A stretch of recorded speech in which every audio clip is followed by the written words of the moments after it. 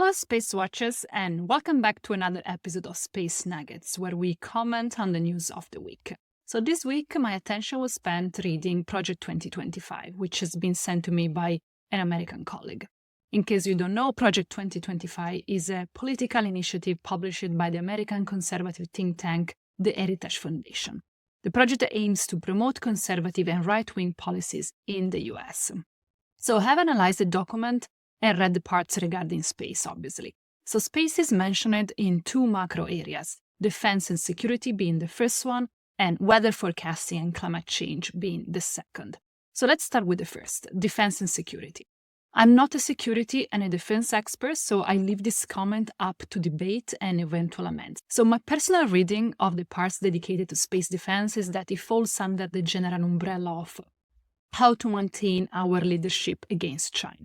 The document discusses expanding the nuclear arsenal and missile defense as a top priority, and it also mentions the Space Force and the National Space Council, suggesting better integration, smoother operations, and more power.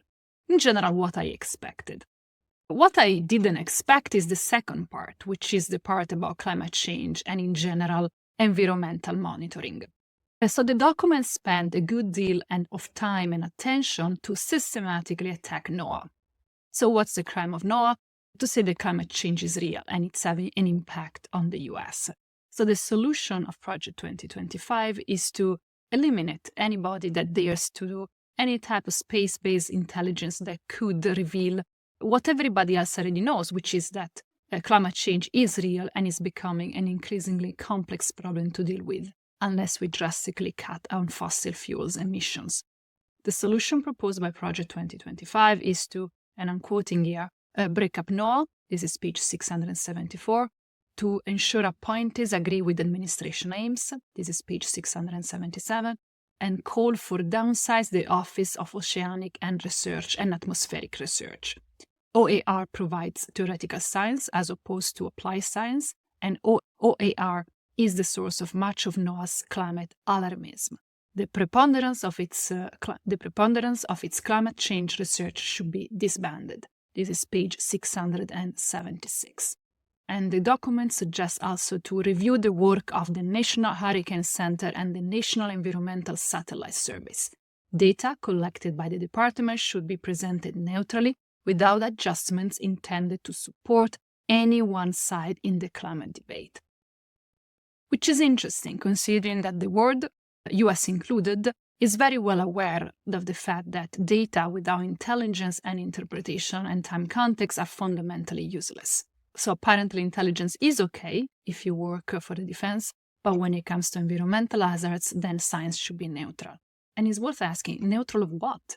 There are decades of very neutral science explaining and showing the destabilizing effect of climate change and environmental distress. Again, I cannot judge the defense part, but I can judge the science. And there is a profound scientific ignorance in this manuscript when it comes to science. It is disguised with beautifully written words and several Oxford and Harvard scholars. But I can infer that the writers don't understand science and its complexities. For example, when they imply that theoretical science is useless, but the base of applied science is theoretical science.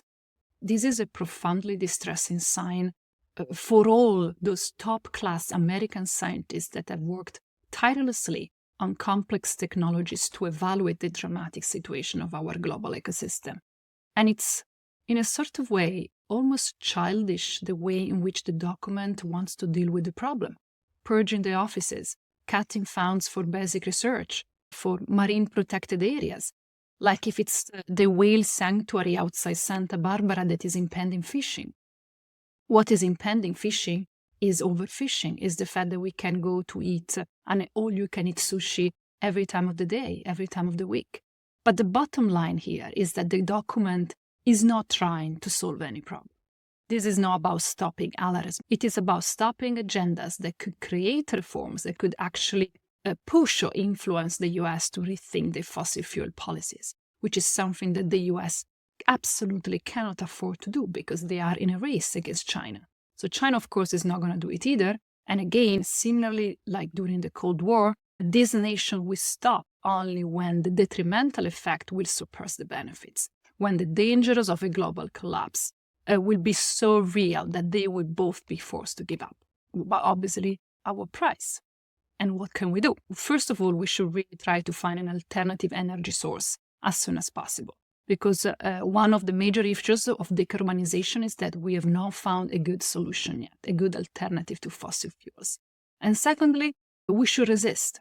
We as SpaceWatch.Global are committed to keep engaging with space science that highlights the shortcoming of fossil fuel space politics.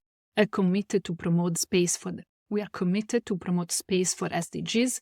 We're committed to the preservation of our planet, and we are committed to support space companies and space initiatives that will lead to a true change in the way we perceive the global economy. This is our free press contribution to the cause, and we hope to be able to create a welcoming area for those of you who will believe in it. Thank you very much, and SpaceWatch out.